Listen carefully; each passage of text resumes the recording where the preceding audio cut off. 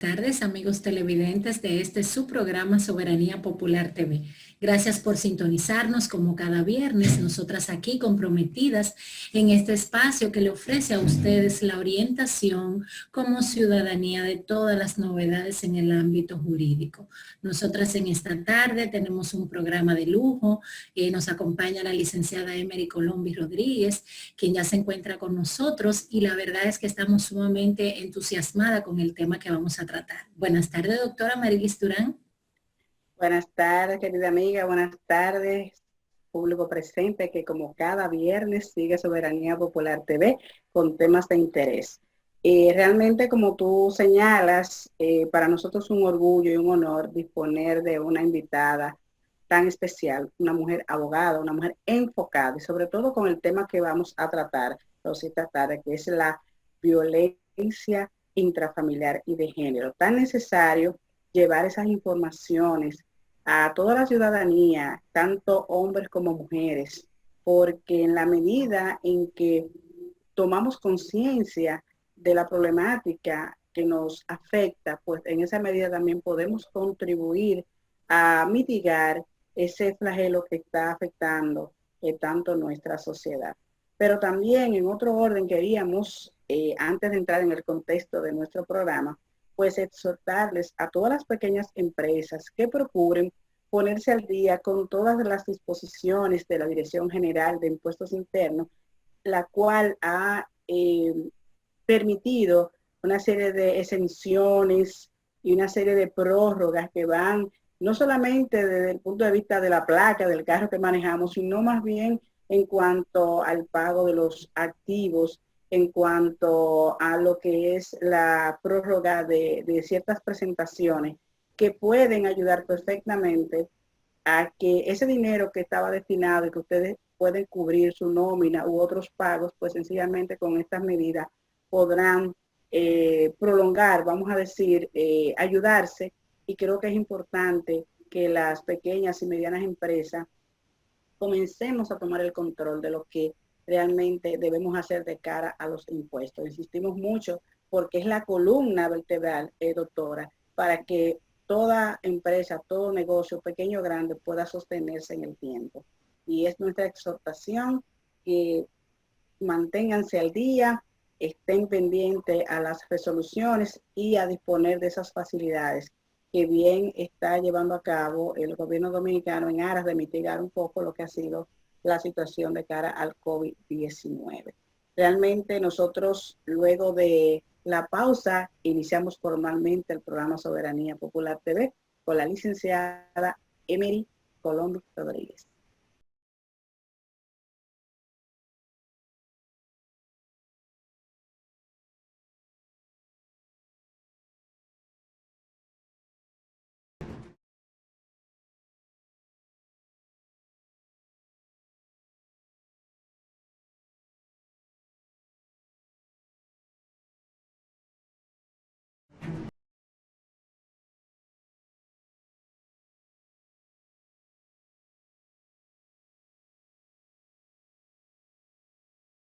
Gracias por mantener la sintonía, gracias por mantenerse con nosotros. Y en esta tarde nos acompaña la licenciada Emery Colombi Rodríguez, quien es abogada, con 15 años de ejercicio profesional, cargado de ética, de compromiso, de responsabilidad, y los cuales han sido enfocados en materia penal, constitucional y tributario. La licenciada Colombi Rodríguez ha participado activamente en litigios de alta complejidad, defendiendo activamente los derechos fundamentales de todas las personas sometidas a la justicia. Forma parte de la promoción del 2008 del Programa de Formación de Defensores Públicos de la Escuela Nacional de la Judicatura. Fue defensora pública para la Oficina de Defensa Pública del Distrito Nacional y además combina la práctica del derecho con la enseñanza. Actualmente trabaja en la firma Fortiori Consultores Legales, de la cual es socia fundadora. La misma se especializa en el aspecto penal sustantivo, derecho procesal penal, derecho penal económico, derecho constitucional y delitos tributarios. Bienvenida, licenciada Emery Colombi Rodríguez, aquí a su espacio Soberanía Popular TV. Buenas tardes, mis queridas Rosy y Amarilis. Gracias por la invitación. un saludo especial a toda su audiencia que siempre sintoniza este programa por la calidad de la información que ustedes brindan para toda su comunidad. Gracias por la oportunidad. Licenciada Emery, muchas gracias por estar con nosotros en Soberanía Popular TV. Realmente es un honor, es un lujo tenerla en este programa. Como mujer y como abogada, desde la perspectiva de lo que es la violencia intrafamiliar de género, de qué estamos hablando, cuáles son sus características, para que la mujer que nos está sintonizando pueda identificar exactamente de qué estamos hablando, qué ley la regula y cuáles son los mecanismos que realmente disponemos hoy día dentro de la ley para preservar las vidas de tantas mujeres que están hoy día sufriendo, padeciendo violencia intrafamiliar y de género. Gracias por la invitación. Feliz de estar con dos mujeres que admiro y en este espacio. Discutimos mucho antes de esta oportunidad este tema, porque usted, licenciada Marily, sabe que es un tema que me apasiona, que procuro trabajarlo en mi ejercicio profesional todos los días, no solo en el acompañamiento jurídico, sino también en el consejo para que nuestro género pueda fortalecerse. La violencia de género como concepto fuera de la ley, porque la ley 2497, que es la que regula la violencia de género, primero era un tipo dispuesto en el Código Penal de la República Dominicana y luego se hace la ley en procura de generar igualdad de trato y proteger de violencia psicológica, de violencia física a la mujer. Ahora bien, definir violencia de género es enfocarse en ese daño causado a la mujer por el solo hecho de ser mujer. Esa es una diferencia que hay que hacer cuando hablamos de violencia de género. Es ese maltrato que recibimos por nuestra condición de mujer, que evidentemente está arraigado, quiérase o no, desde la óptica de la religión y de cómo ha sido concebido el mundo en sentido general desde la óptica de la moral. Estamos hablando de que la mujer es concebida como el ser inferior y el ser que está llamado en alguna manera a reproducir y a ser subyugada por el hombre. Así se ve en sentido macro. Pero las conquistas que la mujer en sentido general ha ido logrando dentro de los distintos estados, ha procurado que tanto el legislador como la propia sociedad vaya entregando prerrogativas a la mujer más allá de su condición.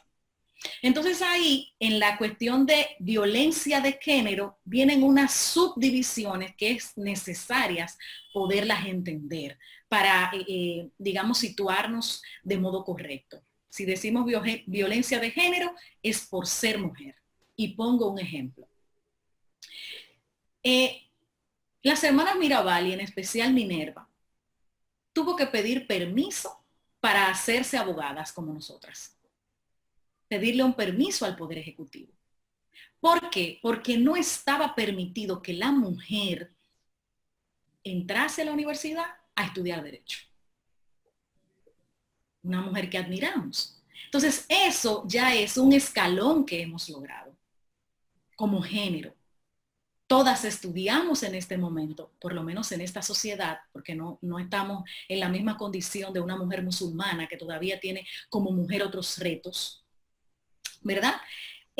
Ya ese es un escalón superado como mujer, pero nos quedan otros que todavía como género tenemos que seguir construyendo y batallando. Pero en la actualidad se confunde violencia de género con violencia intrafamiliar, que la ley 2497 define perfectamente sobre la base de aquella que sufre la mujer física, psicológica, dentro de una relación de pareja.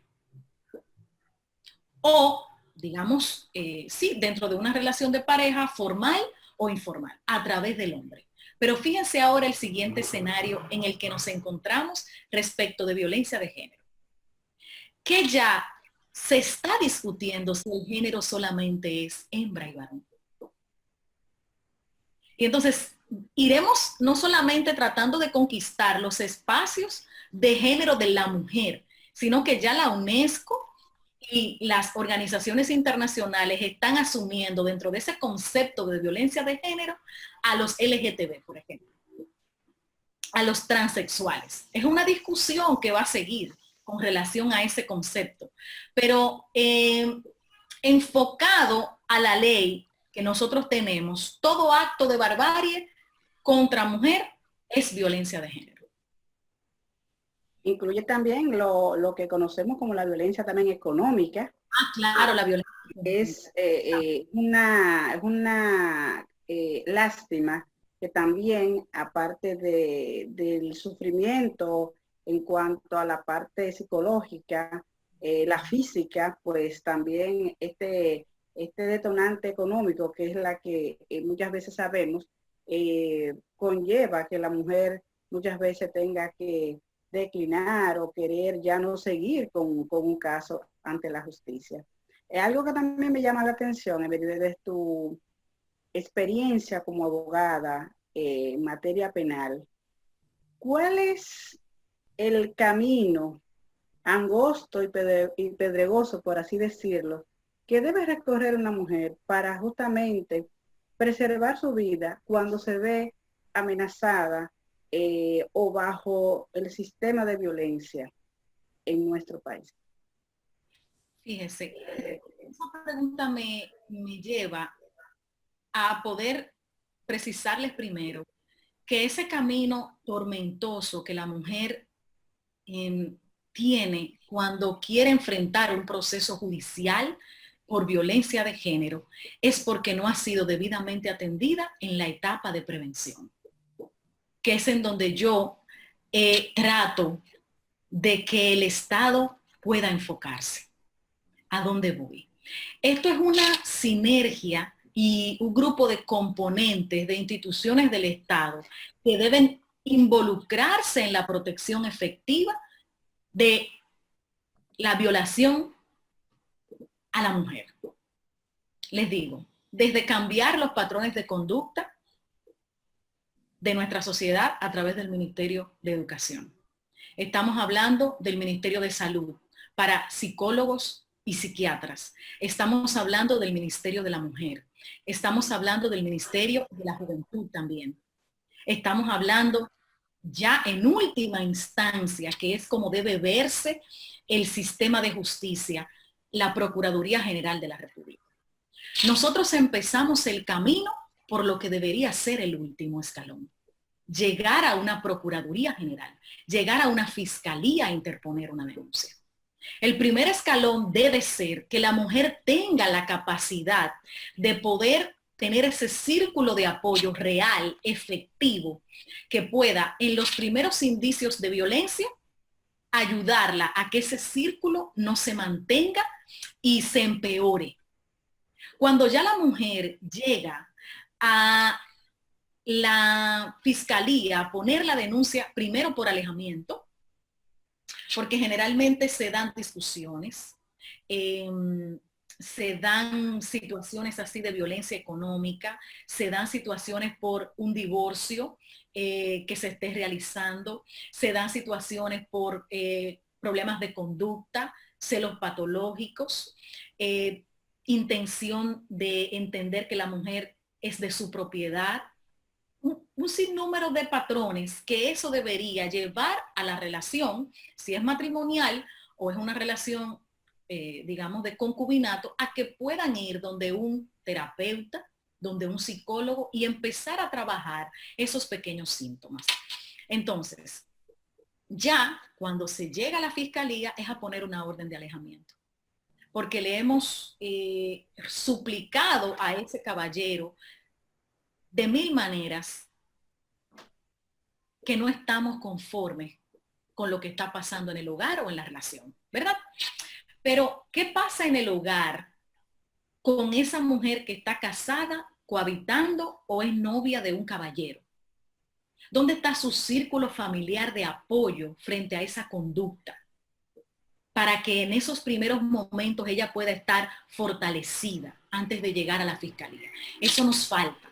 Entonces, ¿cuál es la peripecia? Que bueno, no tenemos ese círculo de apoyo y no quiero decir que no exista, porque incluso nosotras formamos parte de la Federación de Mujeres Empresarias y lo considero que eso es un círculo de apoyo verdadero para las mujeres en todos los sentidos y así yo me he sentido.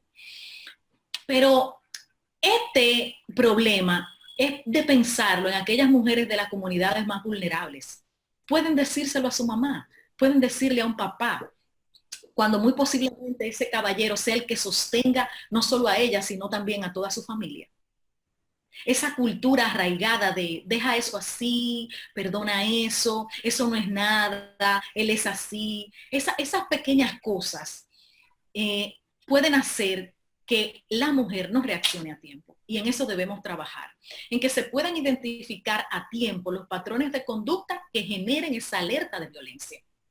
Y cuando eso no se pueda trabajar con psicólogos, con psiquiatras que trabajen a la pareja, entonces iremos a una fiscalía. En el escenario de la fiscalía tenemos otra realidad. Muchas mujeres, poco personal, poca efectividad, pocos policías, pocas casas de acogida.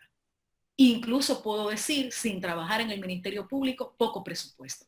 Es una realidad traumática. ¿Qué debo hacer? Bueno, ir a una fiscalía, estar frente a un counter, decirle a una persona, me siento amenazada,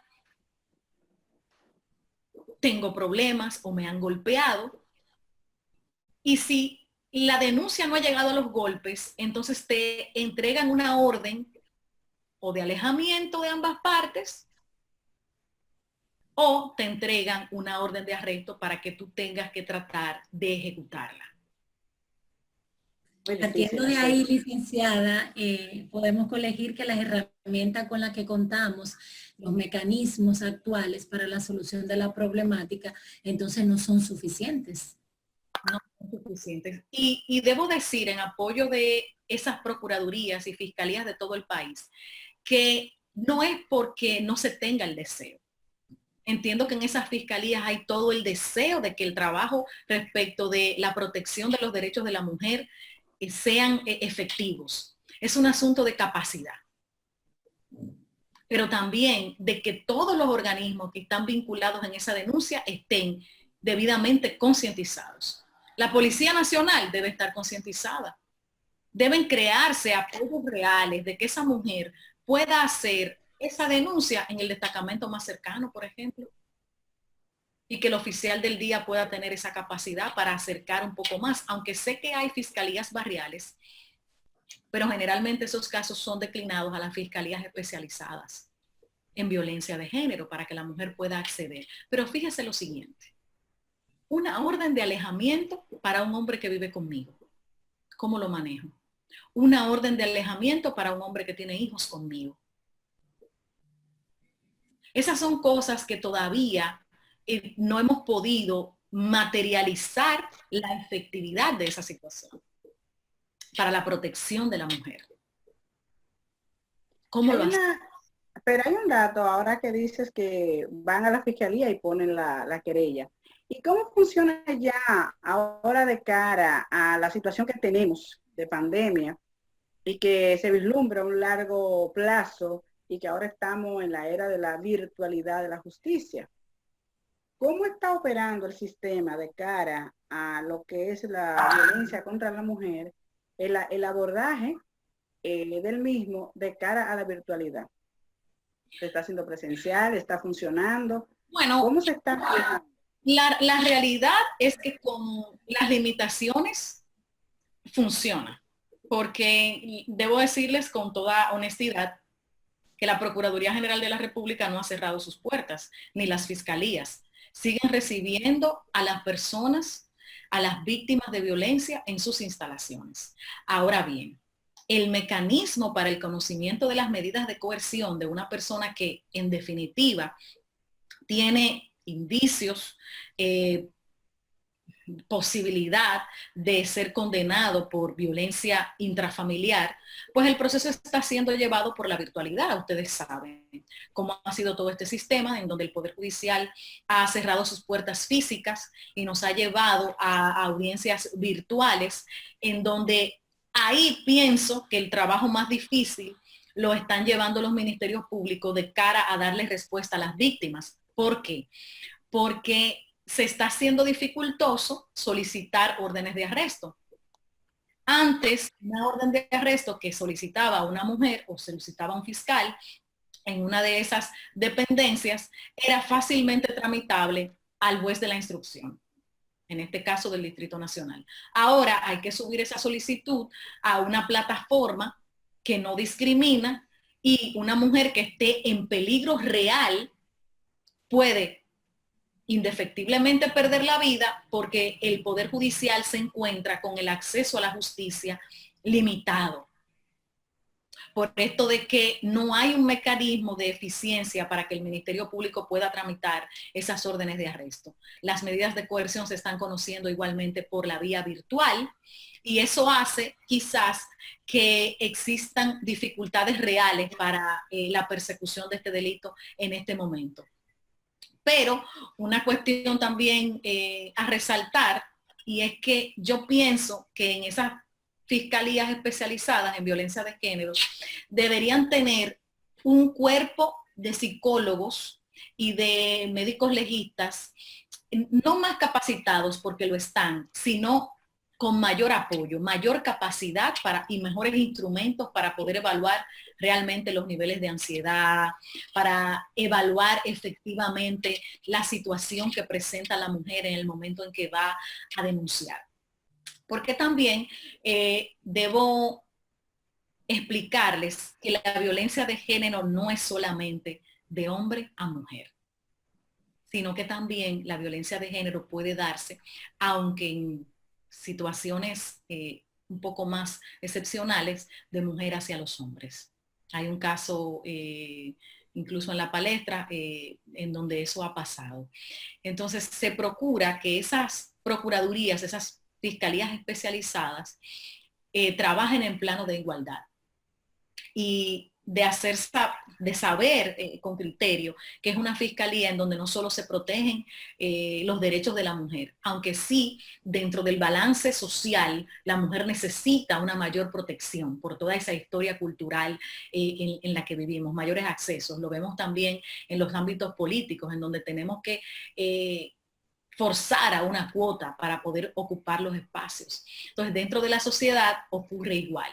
Pero digo que esas fiscalías deben tener ese marco de objetividad porque no se pueden convertir ellas entonces en un instrumento para maltrato o violación al debido proceso respecto de los caballeros que sean allí llevados. Además, y no sé si me estoy adelantando a alguna de sus preguntas, en criterio jurídico y en mi ejercicio profesional tratamos de que esa no sea una vía utilizada con fines ulteriores. Importante. También tenemos ahora la implementación de un protocolo de cara a la Cámara Jensen de manera virtual, como y sobre todo de la perspectiva de la violencia de género, que procura, vamos a decir, proteger sobre esa situación que padecen muchas mujeres de miedo cuando tienen que ir al tribunal, que se ven incluso con los familiares del esposo o de la pareja.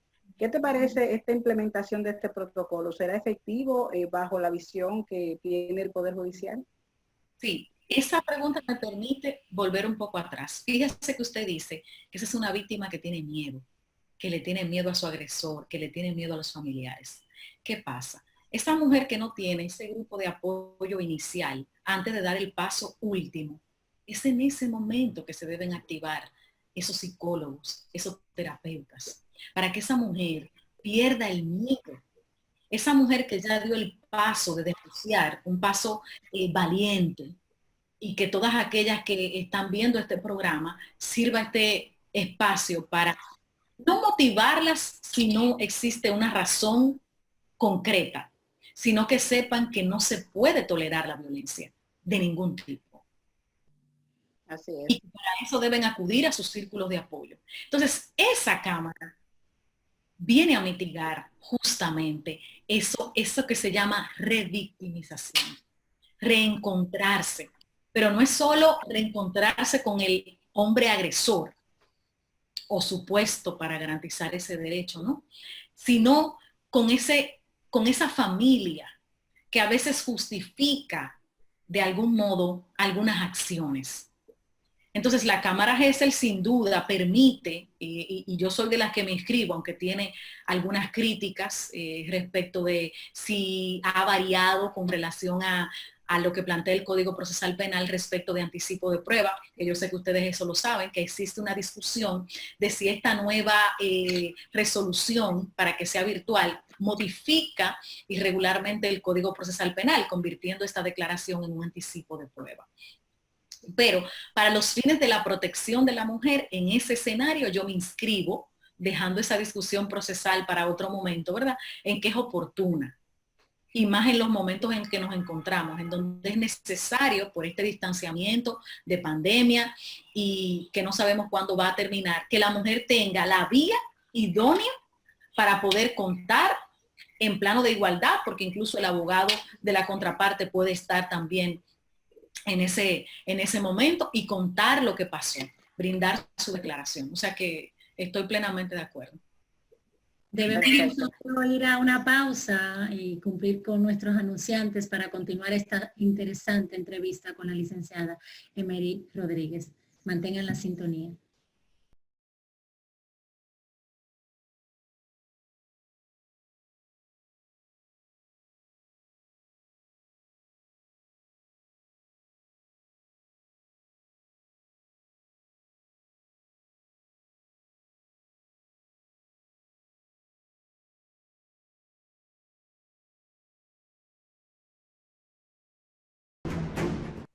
Gracias por mantener la sintonía. Continuamos aquí en esta tarde con la licenciada Emery Colombi Rodríguez y seguimos tratando todo lo concerniente de lo que guarda la relación con violencia de género. Y la verdad es que es un tema súper interesante. Y en estos días nosotros estuvimos viendo un caso que fue y ocupó los periódicos, las redes sociales, y nos abocamos a mucha discusión en el sentido de si en ese caso precisamente, y que fue conocido de todos, el tema del café a la chica, si estábamos en presencia de violencia de género o de violencia, y que porque no había una relación de pareja no podíamos hablar de violencia intrafamiliar. Escuchando a Emery cuando nos decía que la distinción entre una y otra era la parte de la relación de pareja, pero ¿pudiera usted considerar que el trato que se le dio y que cómo incidió los medios y las redes sociales fue realmente colaborativo, o en realidad hizo más daño que bien toda esta presencia que tuvo el caso y la connotación pública? Fíjense, ustedes saben que yo soy muy defensora y me gusta ver los procesos de modo objetivo. Y en las redes, algunos videos se vuelven viral y los ciudadanos empiezan a dar su opinión. Y a veces esa opinión está distorsionada de lo que la ley de algún modo castiga. Porque un hecho es claro, y es que solo se sanciona lo que está dispuesto en la norma. Entonces, si lo que dice la ley 2497 es que la violencia de género es todo aquello que ocurre, ¿verdad?, que constituye tortura, acto de barbarie realizado en contra de la mujer por el hecho de ser mujer. Entonces, yo ahí entraría en un análisis de, ¿estaba ese caballero realmente en condición de arrojar esos 2 cafés a esa dama solo porque es mujer? Yo me atrevo a establecer que no. Que eso puede ser con certeza una situación de 2 seres humanos que debe tener una sanción. Eso es una agresión que, conforme la ley, un certificado médico va a determinar el rango de culpabilidad o de pena que tenga ese ciudadano. No vi ningún análisis más allá de se conocían de otro lugar, habían tenido ese enfrentamiento porque dicen que él frecuentaba ese lugar, era la primera vez que se veían, bajo qué argumento se suscitó la discusión, qué contenía la discusión, contenía algún elemento peyorativo respecto de su condición, y ustedes saben a qué me refiero, mujer de no sé qué cosa, por ejemplo, para poder encauzarlo. Es decir, no todo acto que ocurre entre hombre y mujer debe constituir necesariamente violencia. Si estoy discutiendo o más bien forzando por un parqueo, un hombre y yo en mi vehículo y él en su vehículo, yo no puedo hablar de violencia de género porque estamos en plano de igualdad, de algún modo. Llegamos los dos a un establecimiento. Entonces, a veces, y esto me recuerda, porque con algunas magistradas de la Procuraduría de Violencia de Género discutíamos estos elementos en alguna oportunidad, en algunos diplomados, y no podemos llegar a esos extremos, asumo yo, de que todo lo podamos considerar en un escenario en donde estamos ganando espacios, violencia de género per se. Y sin violencia intrafamiliar, pues imposible, porque ni siquiera se evidenció si eran pareja, y está claro como que no. Con lo cual, creo que así la medida de coerción impuesta arrojó un poco de esa luz, porque al final los hechos concretados fue simplemente agresión respecto a lo que establecía el certificado médico, que eso sí, sin duda, conlleva una sanción, y sanción que fue admitida, porque también en las redes la persona dice, cometí un error, o dice que está estresado por la pandemia, y la gente quiere juzgar también eso, juzgar el hecho de que esa no es una justificación. Pero al final el contenido de la justificación no es lo que debe importar. A los fines de la ley importa la admisión del hecho, que es tirar, arrojar los dos cafés. Y sobre eso él tiene su sanción y la tendrá. Bueno, muy interesante. Yo particularmente respeto mucho esa visión que tú estableces en cuanto a no confundir cuando se dan conflictos entre un hombre y una mujer, que no necesariamente debemos hablar de violencia de género, pero hay una realidad, Emily, y es que también cuando estamos enfrente de alguien que nos resulte más débil que nosotros, normalmente se tiende al abuso y justamente a llevar acciones que van más allá de lo razonable, porque es como en los casos que muchas veces se quiere justificar cuando el hombre está ebrio, cuando está borracho, que llega a la casa y le cae a golpes a la mujer. Y muchas veces culturalmente dice, era que estaba borracho, pero sin embargo el borracho no se enfrenta a otro hombre, porque sabe distinguir que el embate de esa agresión va a tener un enfrentamiento de igual proporción. Entonces, por eso es lo importante de no necesariamente atribuir el tema de violencia de género cuando hay una relación de pareja, sino también en función de la realidad cultural, porque nos vamos a encontrar con muchos casos de hombres que quieran abusar por el simple hecho de tener mayor fortaleza y mayores condiciones para justamente doblegar o someter una mujer en un momento determinado, que no necesariamente tiene que haber pareja. Y es importante tener ese referente. Porque... Sí, no, sin duda. Pero recuerde que todo lo que se lleva al plano, porque desde el contexto axiológico lo puedo entender, pero todo lo que vamos a llevar a justicia necesita tener ese soporte. Yo no tengo que decir que todo lo que ocurre entre un hombre y una mujer es violencia de género per se. Deben haber indicios reales, porque eso es una presunción que puede dañarnos el sistema, porque, por ejemplo, en su relación de pareja, o en la mía, para no ponerlas a ustedes como ejemplo, si yo tengo que pedirle dinero a mi esposo para ir al salón todos los días, yo puedo asumir que eso es violencia económica. Los sábados, por ejemplo, o en algún determinado, que yo le tenga que pedir permiso para utilizar nuestras finanzas. Y hay mujeres que eso lo normalizan. Y hay en relaciones donde eso está normalizado. Y nosotras sabemos que eso constituye de algún modo violencia económica.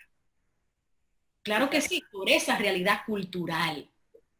Ahora, yo no puedo invitar a todas las mujeres que sus esposos le tienen la economía controlada, invitarlas a que pasen a una fiscalía a colocar una denuncia por violencia económica. Porque también existen patrones en donde tú puedes entender que eso es normal o que te sientes bien con que tu esposo sea el que maneje la economía. Entonces, en esos hechos en donde un caballero, un joven, entra a un food shop y se nota, sin hacer valoraciones más allá, de que entró a ese lugar perturbado, entra, toma lo que no le corresponde, que son 2 vasos de café expreso, lo toma, regresa, no conozco el contenido de lo que se dijeron.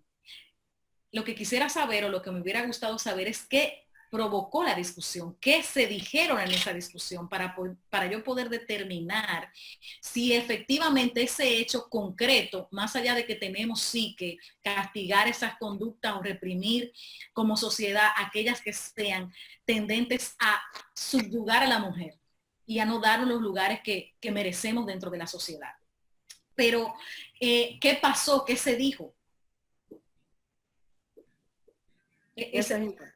Sí, eso es lo que no me queda claro, para poderlo, ese hecho en concreto, calificar como violencia de género. ¿Qué elemento hubiese sido requerido desde su experiencia y conocimiento para poder encasillar ese caso en violencia de género? Sí, si el video hubiese tenido audio, y parece que la discusión de ellos, estamos suponiendo, era bastante acalorada, algunos términos injuriosos o discriminatorios respecto de mujer tal cosa. Por ejemplo, yo asumo, porque no me gusta, digamos, como poner palabras donde no hubieron, pero vamos a ver, si él iba saliendo, ¿verdad? Con los 2 cafés, y ella quizás le dice como no vas a pagar o no sé, y él devuelve, mujer tal cosa,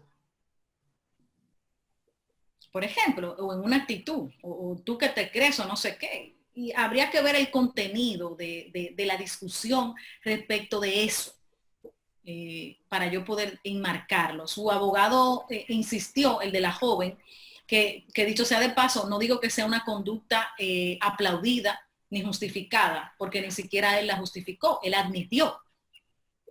Entonces a nosotros como sociedad no nos basta que él admita. Queremos lo peor.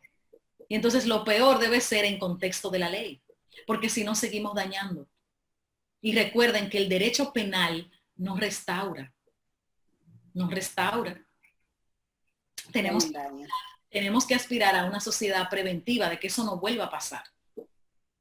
Bueno, justamente hablando de prevención, desde tu perspectiva, desde lo que es el litigio, desde que inicia y conociendo todas las aristas que implica un proceso penal, ¿tú crees que dentro de una sociedad con miras al desarrollo se pueda contemplar en alguna etapa alguna mediación a los fines de, no de validar, porque nunca jamás, quiero que se entienda esta pregunta, pero sí hay etapas de algunos procesos que hacen posible que las parejas pudieran llegar a un entendimiento de una separación en cuanto a preservar y sobre todo dar las herramientas?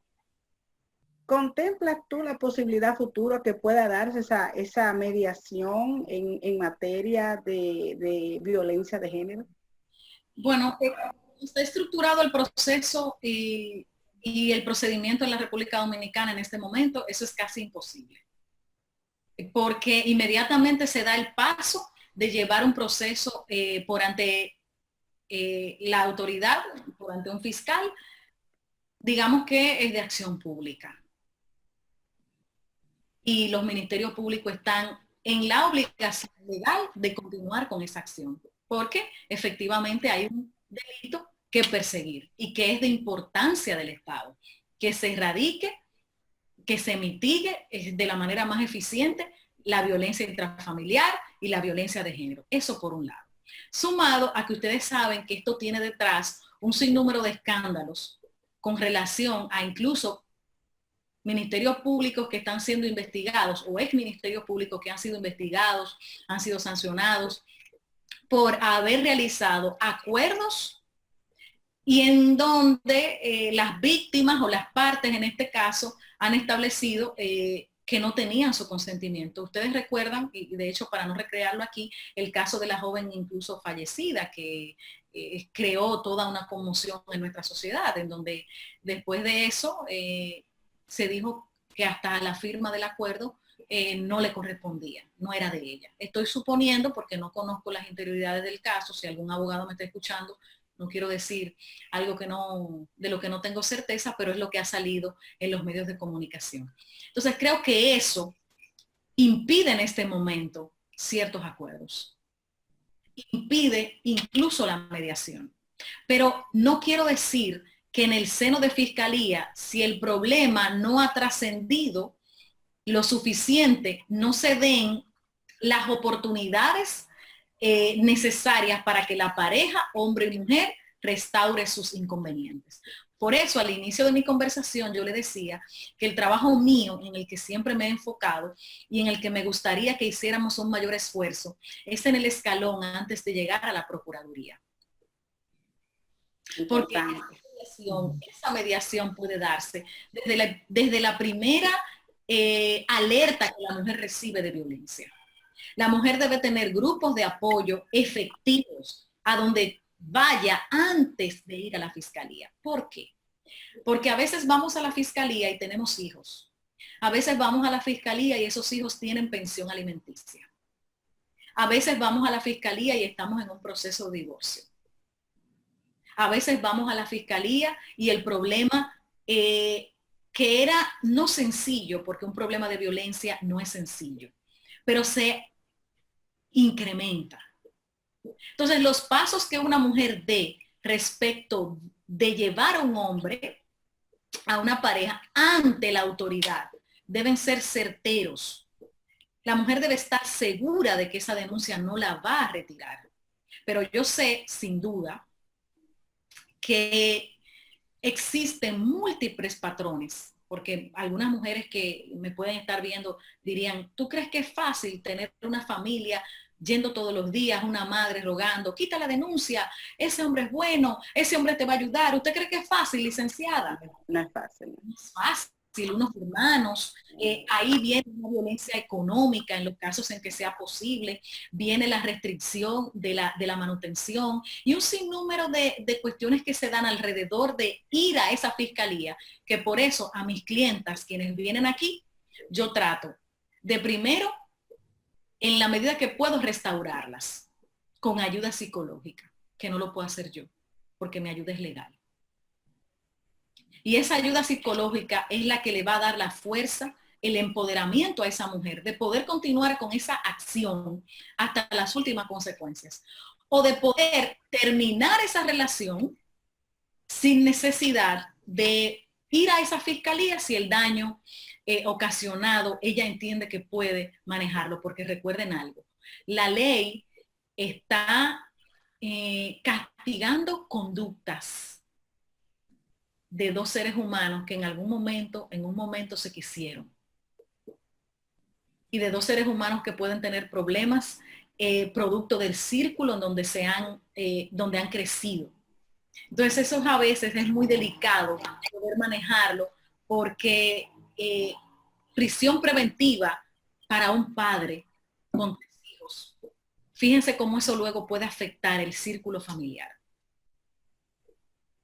Pero hay algo que también quería preguntarte a propósito de prisión preventiva.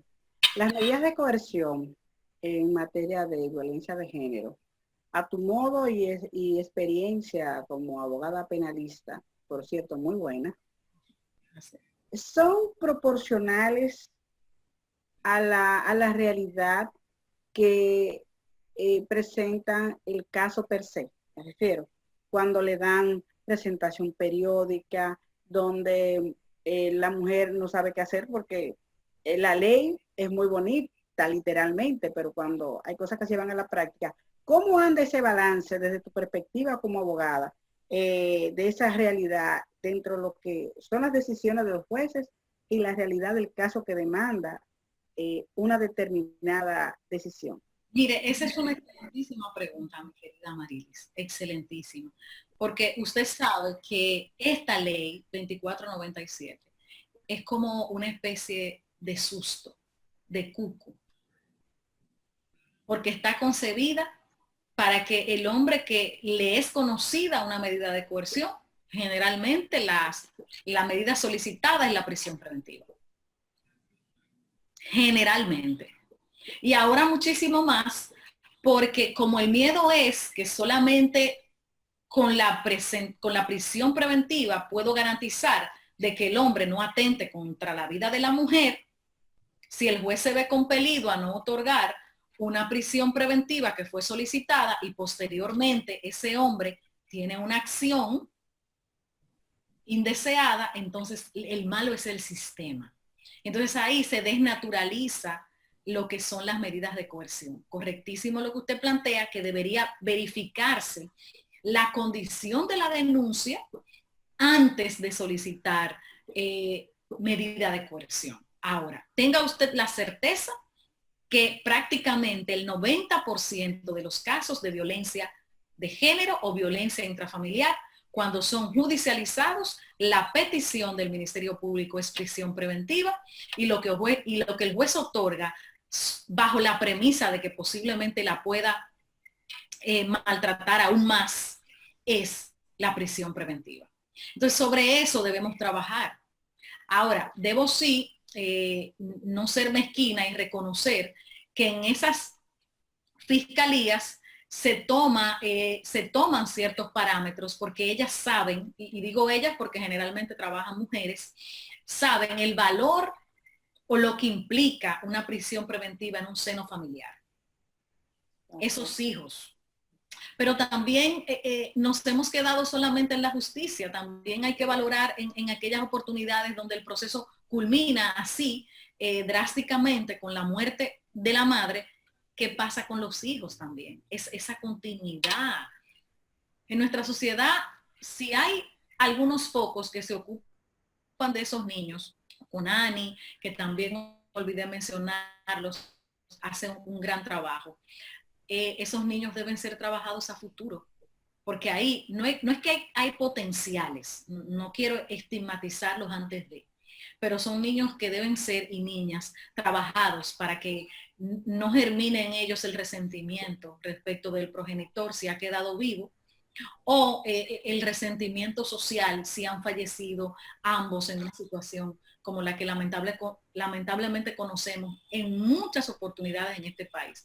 Porque la muerte de mujeres, los feminicidios, se han convertido como en la orden del día, realmente. Así es. Lamentable. Emery, el tiempo en televisión, como dicen, es corto, pero no quisiéramos cerrar sin antes escuchar de ti qué sugerencia le puedes dar brevemente a esas mujeres que tienen el miedo, que tienen el temor, qué deben hacer, cuál es tu mensaje en positivo hacia ellas a los fines de seguir adelante. Bueno, las mujeres somos fuertes y sabremos sobrellevar las situaciones por peores que sean. Y todas las tormentas que una mujer libra en su vida tiene la capacidad absoluta de superarlo.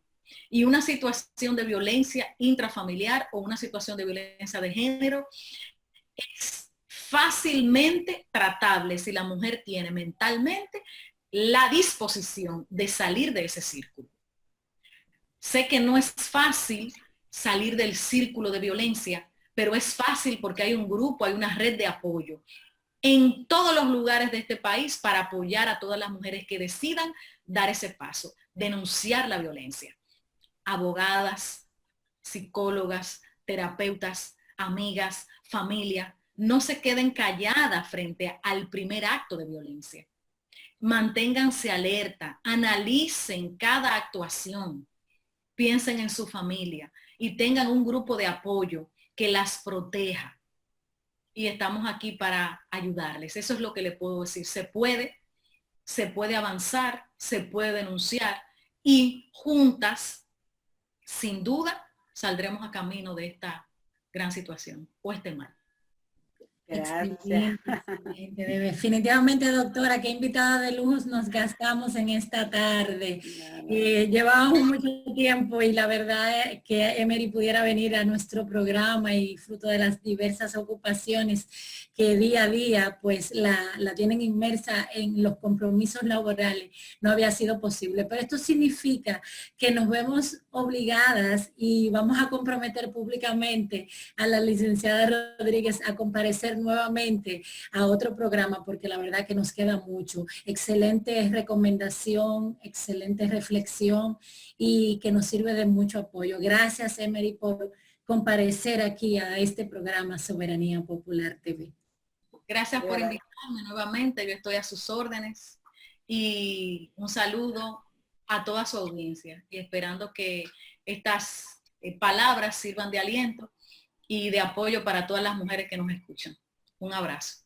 Gracias por la comparecencia y por el apoyo. Señores, el programa ha llegado a su final. Como en televisión el tiempo es corto, pero sí prometemos otra entrevista con la licenciada Rodríguez, Orgullo FEM, una mujer empoderada, una mujer digna de admiración, un ejercicio impecable en materia penal que no es muy frecuente en el sector mujer ejercer en materia penal. Y ella lo hace con mucha valentía y con mucho orgullo.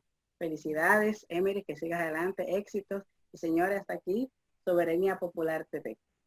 Hasta una próxima entrega. Buenas tardes.